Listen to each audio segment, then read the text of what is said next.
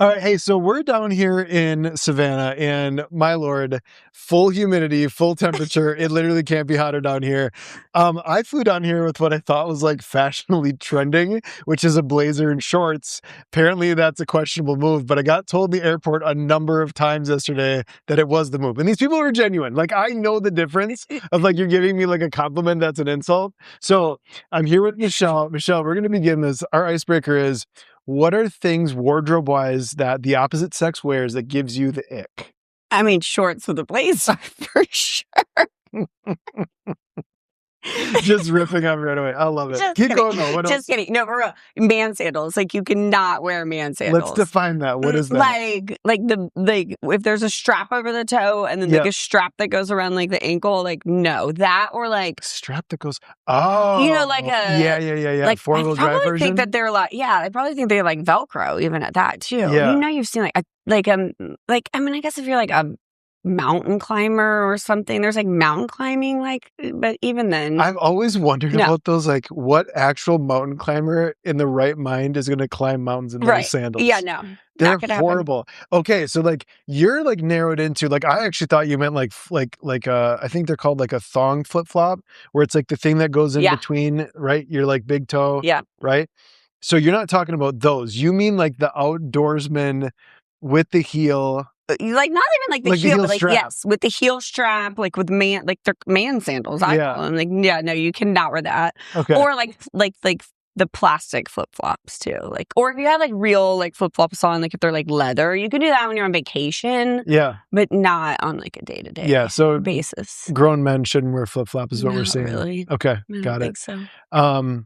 So I was on a stroll through the farmers market this last Saturday, and anyone, when it is over freezing temperature, that wears like any woman that's wearing the high top like UGG or UGG adjacent, it's just gross. Like, what are you doing? It's just soup in there. It's just like no socks.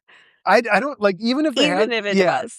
It's just so, like, why are you doing that to yourself? No. You're literally wearing an oven. In the snow, but they also have to get like wet too, don't they? Oh, like they're made out of like they're wool gross. and foam. And maybe if they're wearing them in the summer, they're trying to dry them out from the winter. That's still Wait, they're wearing them in the summer? Literally, like last weekend, 80 degrees. I saw someone with the high. Yeah. See, that's what I mean. No. All right. So that's gross. For those of you that might have found yourself triggered within that feedback, sorry, we're here to deliver the truth. Yeah, let's jump into this podcast. Sounds good.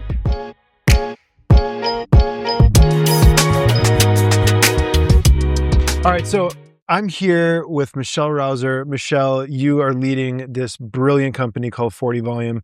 So the first thing that I want to start out with first is like acknowledge you as a leader. I got a ton of questions that I want to ask you. But the first one is though, so like I've always thought your branding is brilliantly intentional. I think from like a communication standpoint, I've like looked at them and like, hey, like I got to say something to you. And like in the cosmetologist world, it's 40 Volume. And the moment when we first were brought, or like I was first brought to awareness to your company, I was like, that's cool. Where did the branding come from? How'd you come up with that? So it's honestly one of those things, like when I was like, before I had the salon or even thought of the salon, like I am a blonding girl. Like I used to have bleach blonde hair. I only like always specialized in like getting people's hair the blondest and the quickest because I wanted to see clients as quick as possible. So I honestly like only ever used to foil with 40 Volume. Okay. Like that is like all I would do. So, I mean, this is 20 years ago when I was a baby stylist learning why I probably shouldn't use 40 Volume in foils. And so that was just kind of something that it was like, okay, this kind of makes sense to me. It was like an industry thing that people in the business would kind of know. Totally. But then people on the outside and in the community have no idea like kind of where it came from or what it was about. And so it was just kind of one of those things that was like a play on words almost to me in a sense. And so that's kind of where it came about. And I just was like, okay, let's roll with it. Let's run it. So I think the part that I think is really interesting, because obviously like for if you're someone that isn't in the industry, and even if you did like a little bit of like searching to it, it's like, okay, cool, like these people lift hair, they light hair, right? Yes. And then the other part of it, I think, to like the professional side of it and like the recruiting side of it, I just imagine that it has to have a ton of relatability, and like it's definitely like it's something that brands well, and obviously why you've built what you've built down here in Savannah. So we are literally like, if not hour minutes to hours out of doing the whole scale workshop. You've gone through scale with your team. I want to begin there. So in first out, like I'm probably gonna like over compliment you today. It is her anniversary, so I do feel like it's fair. It's her 19th for the record. So as you went through scale, you brought in a number of humans consistently to those meetings as you went through that. So let's go two sides with this question. First one was, originally, why did you want to have those humans in the room? And then now being through it, what was the benefit? Like of like, I'm Yeah, imagining your benefit was validated, but like what were the definitely. other things that came with that? Well, and I think if I remember correctly, my first call with you was just me. Yeah. And I quickly realized, like, into that call, I was like, oh, okay, maybe I should probably have a few more people in the room. Because there was just like, I realized that it was a little bit more in depth than I kind of anticipated, or I guess I really wasn't quite sure what to expect or quite sure what you were going to bring to the table. Yeah. And so after that first call, I was very much like, okay, I need to have at least a few of my key people in the room. Number one, I believe that like it can't just be me selling my team on this, and it Yep. needs to be people that have skin in the game and have been invested in like the process to it. Yep. So I think for me, it was like, okay, let's pull them in and just allow them to kind of be be a part of it, you know, and number one, because I wanted their input because yes, I have an amazing team, but in all reality, like I don't get to be on that salon floor on the regular basis like I used to be. And Right. so I needed their expertise to kind of give me a different perspective to things, and kind of I wanted to hear what they thought about it or what their opinion was, or kind of push back in some areas of it. And so I think like that was what made me want to do it, because I mean, let's be honest, when I started the pricing, like it was just something I decided like, yep, this sounds like a great idea or sounds like a good price. And so like learning that like, okay, I need to have some backbone to what I'm Method to it. doing and method to it. And so I think that number one, like that was where it came from and why I wanted to do it. But then also after having them included in those calls made me realize like they are bringing a huge value to Totally. this. Like they brought so much. Like even I mean, I love Callie, my operations director. She was, you know, kind of questioning things. She does not have that hair background. Yep. She's been with the company for 3 years and has learned so much about it, but I loved kind of her perspective and some of her questions. She would kind of ask us about things, and it was made us just think like a little bit differently. And then my salon manager, who lives those prices, you know, Yep. is so invested in into the salon life. Like she really knew like how the clients are going to react, how the stylists are, you know, what the stylist life really looks like. So Yeah, it was cool, you know, it really shows to like the level of collaboration and then also the level of respect, because I mean, there were some of those calls, like once we had enough data in there to have like the high level conversations, it was really interesting. Like I always look at a conversation, if you have multiple people that are like not on the same perspective, that's where there's actually a lot of growth. yeah. Right. And it either means that both of us are going to grow, or one of us is like massively thinking from a place of limit. And the humans that you brought into those calls, my story is that like y'all were really well rounded, but also stood in very different perspectives on looking at it, which I think gave us a really, really good end product there. So, you know, as thinking, you know, back through that, there were a number, you really allowed there to be like a lot of autonomy, and you can tell that you have a lot of respect for both of them. There are also some moments that I remember of like you're jumping in and like, hey y'all, I'll lead through this piece of it, Yeah. right? So when you as a leader, and this is what I'm kind of curious to, like when you go into those moments, how much like there you're putting patience into the front side because you're not going into immediately quick fix. But what is your threshold of like, okay, guys, I'm going to jump in and just make an executive decision, reset this foundation so we can keep building. How do you do that? So I think for me, it was like just kind of sitting there and yes, I want to hear their perspective and I want to hear like kind of their pushback or their reasoning on things. But there gets to be a point too where sometimes we focus too much on like the small points of things or we're not looking at the big picture of it. And I do think that my strength in this company is big picture. I'm the visionary, I'm the driver of things. And so like I always am looking at the big picture of things. And so there were a couple of times where I kind of let them, ask their questions because I wanted their voice to be heard. But at the same point, there got to be a time where it was like, okay, there's some things that like, let's take this offline. Number one, to respect the time, let's be honest, because we have an hour and a half call with you guys every other week. And so it was like, okay, we want to respect that time, but also give us time to kind of talk through things. But at the same point of like, okay, there does come a point to where it's like, okay, I have lived through some of these choices and some of these reasonings to it of like, okay, let's just jump to here. I'll explain the kind of big picture thinking on it after the fact rather than, we could talk about things until we're blue in the face and beat a dead horse all the time. But it was like, okay, we need to just say like, yeah, we're going to go here. We're going to make this decision. And then we would talk offline too about things. And it did really help us too as a leadership team also to kind of like be like, hey, I love your feedback, but sometimes we need to do our homework too and make sure that we do our things that we need to behind the scenes so that way we're a united front when we came to those calls with you guys. And then we kind of, could move from there. If there were just little one-off questions, then we were at least a united front on it. But you could definitely tell the days we did not do our homework. No.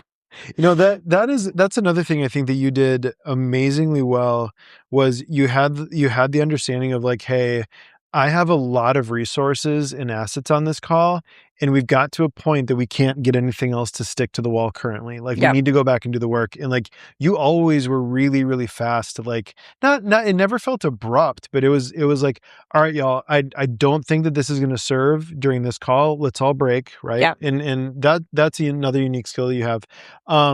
Okay, so going through it now for you individually, in all of the tenure, behind the chair to now in your role with, the size of organization that you're at, what would you say is the thing that you're like, if I think back to scale, like this was the light bulb moment that I had that was like, oh, this is different than what we've been doing? What comes to your mind there? I think that it was, I was very transparent with you guys in the beginning too about like, I believe in consulting. I believe in asking for support along the way. But I also know that I am very headstrong too. And I have the 40 volume way or the Michelle way that I want to do things. And so like very transparent of like, I might hear what you have to say, but then I'm probably going to put my own kind of like spin on things or whatever. But I think like, through it, what I think that you and Tony had the ability to be able to do was like, okay, like you actually like kind of like have the background to back up what you're saying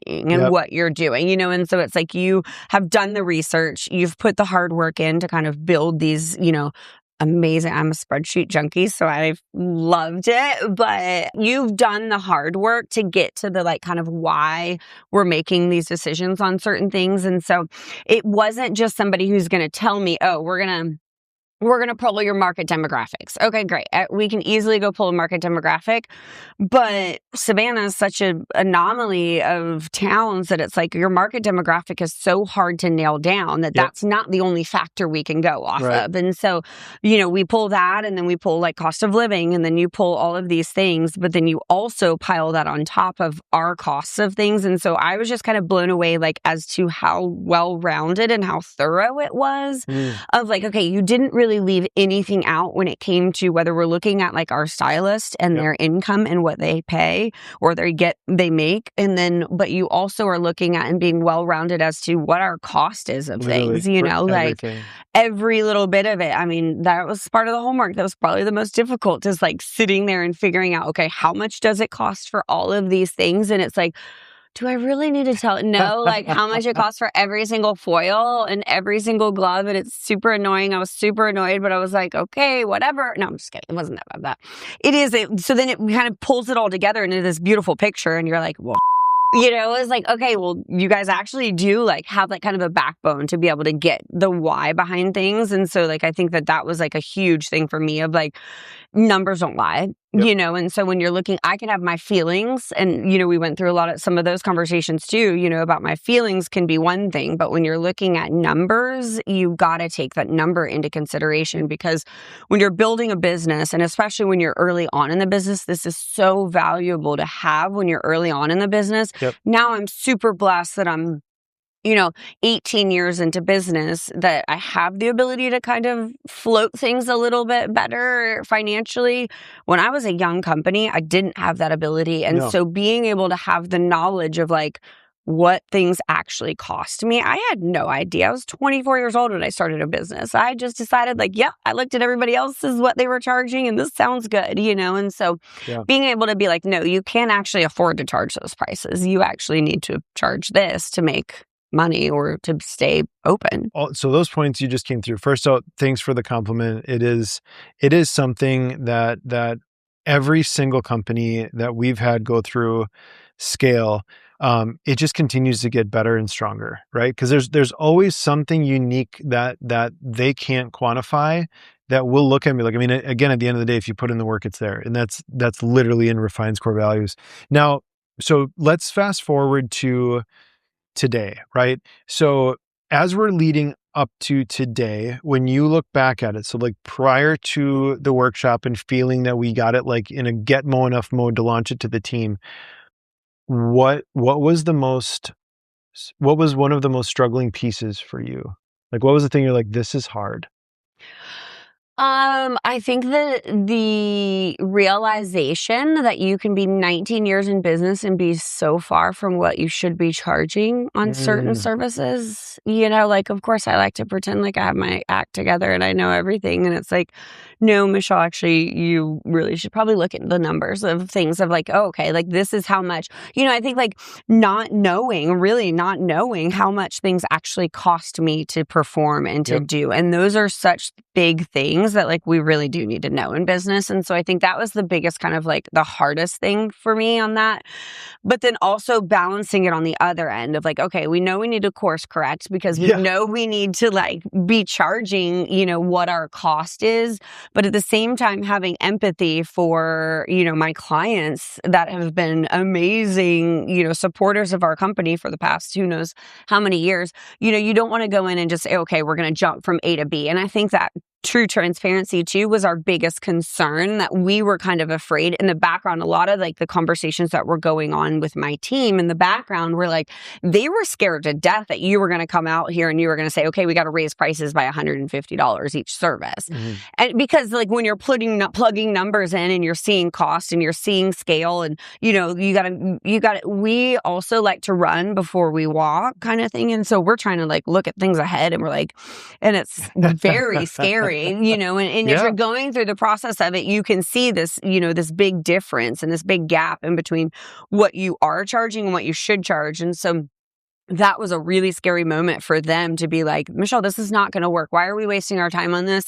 We are not going to be able to do this. And so we had a real conversation with you. And I was okay, Chris, this is how my team is kind of feeling. I need you to kind of talk to us and kind of walk us through what this looks like. And there's a difference in just gaining knowledge and gaining information and then getting to the finish line. And so I think for us, we were just scared. And so we needed a little bit of reassurance.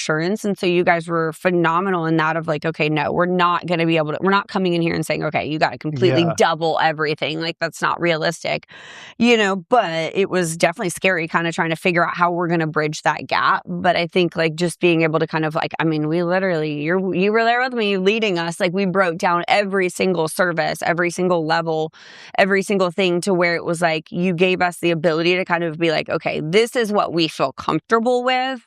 And then also for me as a business, I think it gives me the standpoint to know that okay, this is where I feel comfortable with getting to now. But I also have been equipped with tools that I know where I need to go in the future. And so I know that I have this target that I need to get to. Because there's no rule book that tells us every year how to run a dang business. I really wish there was, but there's no rule that tells us, okay, every January 1st, make sure you do X, Y, and Z and raise your prices this point and all of this. And so you kind of almost give a little bit, you give a little bit of security in that sense, or just a little bit of like, hey, I don't have to worry about that process, that part of the business for a long while, because I know what our baseline is and I know what our goal is to Yeah. get to. So Yeah, that, it's I love that you bring that part up, because it is a place in there that, like, there's moments of it that as you're putting in the data, it's gonna show you big numbers. I mean, and again, like, if you either have like a large organization or a complex organization, it's gonna give you big numbers, right? In being able to have that empathy and that awareness, that first out, like, for those of y'all that are out there that think that this can be solved by, like, buying the $97 PDF, I never. don't think it's that. What it is, though, is like having enough data in there so that you can, like, walk backwards in ways that make sense, right? Yep. And walk backwards in things that are like, okay, cool. One of the ones that comes to mind are like looking at a service that is a core service that we're going to be adding services onto. So, like, technically we might make a smaller adjustment to, like, save that service and not alienate that clientele, but there might be a lightning service that's going to get packaged with it that we really can leverage up, right? Yep. And your team was incredibly creative, I think, about that process. Yeah, super fun. Okay, so thank you for that point of it. And again, to those of you that are out there, like, I can't say this enough, like, it's called Refine because it stays your business. And getting that feedback, that means a lot to us, because it at the end of the day, like, you need to feel good about the decisions that you made, and you hit it nail on the head. The data is in there and we understand the principles. So whether it's, 6, 9, a year, 2 years out, that we go back to this, like, we have the foundation there. None of those principles have changed, Right. right? Now we're just building on top of it. Okay. Maybe last question as we go through this. So I'm always inspired when I see, leaders, owners, operators of companies. I've been in somewhere, like, we'll do the workshop and they're like, hey, blah, blah, blah is here. And then they, like, go and then they're gone. You sat through the whole workshop with the team. So when you look at this from an ownership and leadership standpoint, what from the workshop do you think landed the most with the team? Gosh, I mean, it was an incredible day to kind of like be able to sit back and be in the room to watch, like, like it talking about the why behind what we have been doing too, because, like, again, we want them to have buy-in to it and we want them to be a part of it. Yep. And so I think it was like a really cool experience to be able to watch that. You started out with this, one exercise that you ask a question about, like, what they would do with, and I don't want to give away your thing, so I'm not Yeah, going to yeah, say yeah, it, but you yeah. ask a question, and you ask them to, like, give their answer, their personal answer to it. And then at the end, you solve that problem for them and you give that to them in their hands. And, that was just a beautiful kind of, like, well-rounded moment of, like, to teach my team that, like, God, their success is in their hand and it Literally. is so reachable and so attainable. So that little thing, not little, it was a big thing, but that right there was like an amazing start and end to the program.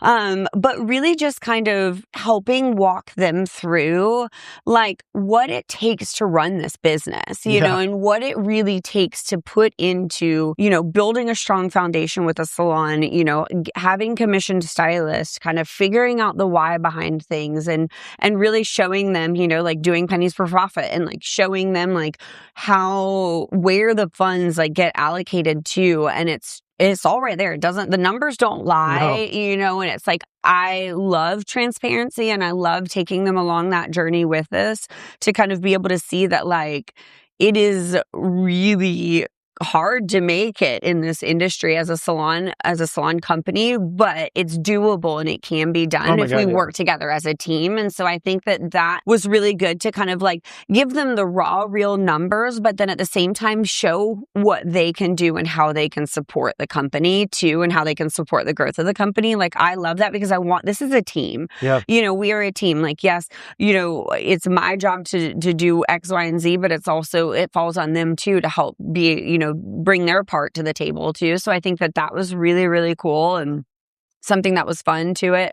But also, like, teaching them to know their worth and not be afraid of, their value, that they have so much value, and that because we're in the industry, we sometimes don't, everybody says that when we get to Savannah, when they get to come to Savannah, we take Savannah for granted so much. Yeah. It is such a beautiful city. It's 100 degrees here. The humidity is like 95% humidity. No one can tell. Like nobody can tell. We're not like sweating everywhere, but all of these things we can see, like we're in it day to day, and we're like, gosh, it'd be so nice to live where there's no humidity or whatever. But then when you like kind of come away from it and you get to look at the big picture of it, it's like, oh, well, Savannah's pretty beautiful. It's an amazing town to live in.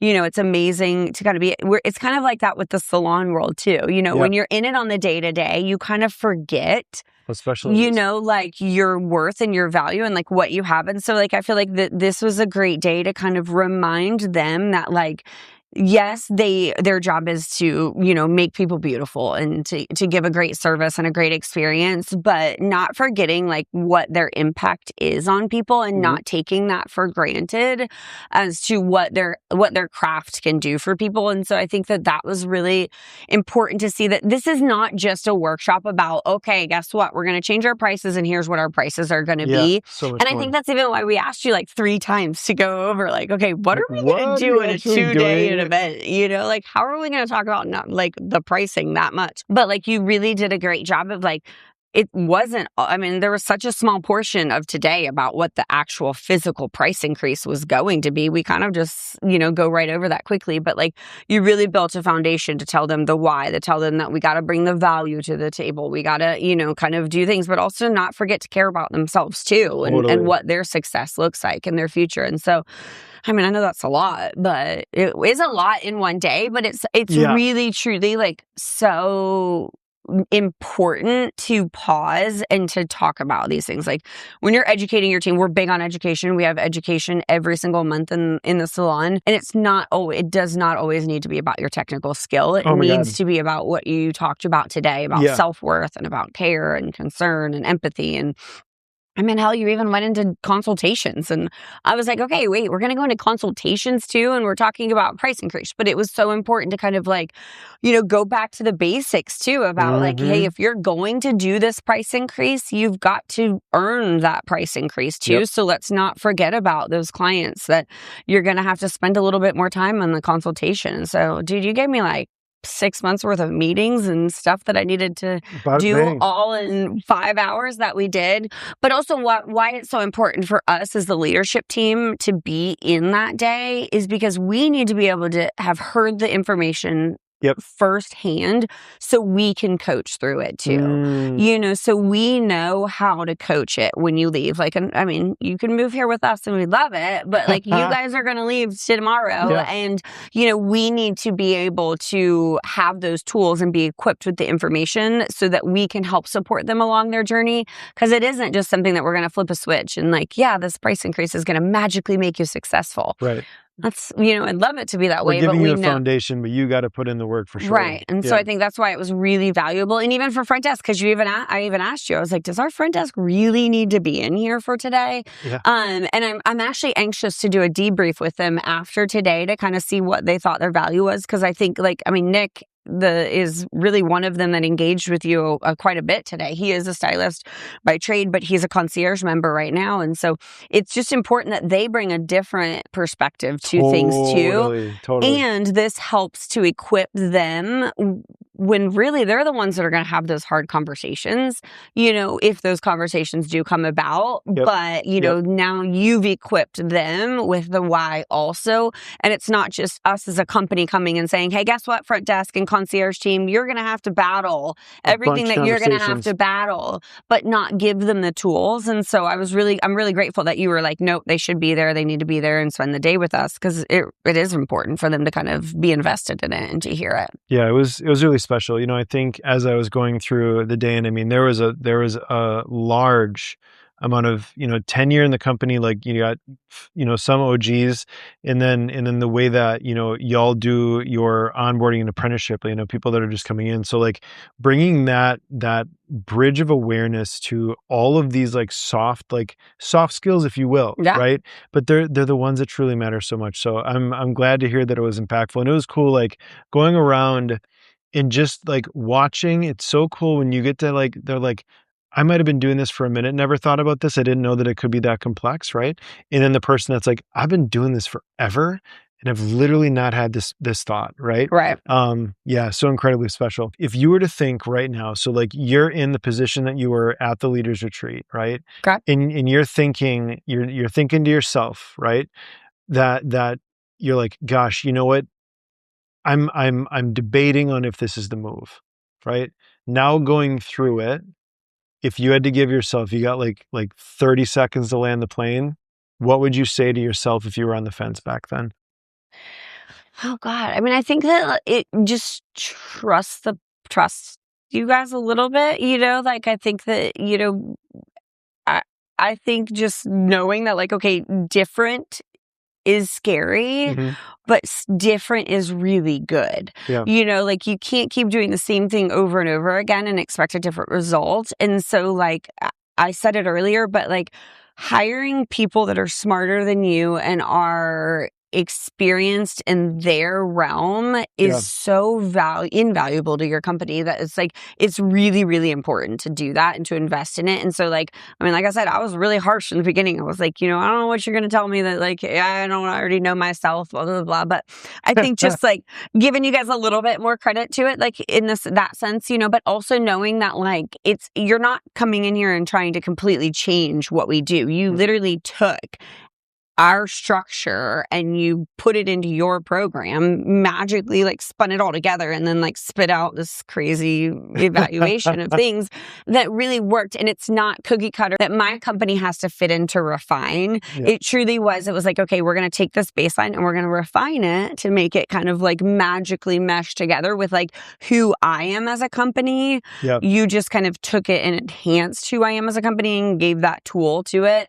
So I think that just trusting in it and trusting, that it's okay to bring in other support because it's really necessary and it's really important to be able to hear different perspectives and to be able to get, different knowledge and skill set. And so I think like that is what I would have told myself is like, don't be so scared, invest in it and do it. And knowing the vocabulary, I bet that it would be exactly just don't be so scared. But we'll keep this one clean for our editors. Hey, first I just want to say thanks for jumping on the podcast. My story is in any time like we get to serve, I think, some of the most forward-thinking salons in the business. It's something that at Refine we don't take for granted at all. So first out to you, I want to acknowledge you. I had an amazing time working through this process with the team. So if you're listening to this and we talked about something that you're like, gosh, like there's that elephant in the room and I want to address it. This is your nudge by, the universe to say so. The other piece of it is though, and what I hope that you can pull away from this is, as you go through this process, it stays your company. On the other side of it though, like the people that you bring into it, like you get to choose who's at the table. right. But with that though, and what I think Michelle is really, really clear to is just knowing that like you're going to have to apply a level of efficiency to know like, hey, we as a team need to go and have this conversation off camera just to stay efficient. So I think that you did an amazing job sharing that. And yeah, I'm super excited for day two. Day two is something that when I went through and built it, I literally sat to myself. I was like, okay, for when you're starting out in this business, what is everything that I wish I would have known? Right. So I'm really excited. Super for day excited two. about Yeah. that. So thank you for that. Thank you. As always, if you have any questions at all, hello@therefinednetwork.com. Thank you for watching. Thank you for listening. And thank you for having us. Thanks for being here. Cheers.